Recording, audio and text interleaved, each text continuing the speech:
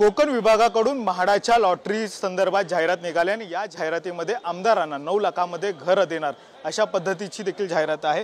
ते या सगळ्या संदर्भात बोलण्यासाठी राज्यमंत्री गृहनिर्माण आपल्यासोबत आहे। आता isakal.com आहे देशातील नंबर 1 ची मराठी न्यूज वेबसाईट। प्रत्येक अपडेटसाठी isakal.com ला नक्की भेट द्या।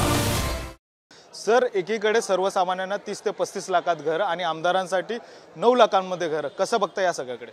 नाही, म्हाडामार्फत सर्वसामान्य लोकांना ज्या पद्धतीनं घरं देण्यात येतात त्याच पद्धतीनं लोकप्रतिनिधी असो किंवा इतर कोणी असो त्यांना देखील देण्यात येतं। जर का अशा पद्धतीची तफावत असेल तर सन्मान्य मुख्यमंत्री महोदयांकडे सन्मान्य उपमुख्यमंत्री आणि त्या विभागाचे मंत्री सन्मान्य शिंदे साहेब यांच्या निदर्शनात सदर गोष्ट आणून देण्यात येईल। नाही, आमदार असल्यामुळे तो श्रीमंतच असेल असं नसतं। अनेक लहान कुटुंबातून लहान समाजातून देखील अनेक लोकप्रतिनिधी स्वतःच्या कार्यामुळे ह्या ठिकाणी निवडून येत असतात आणि शेवटी लोक त्यांना निवडून देत असतात।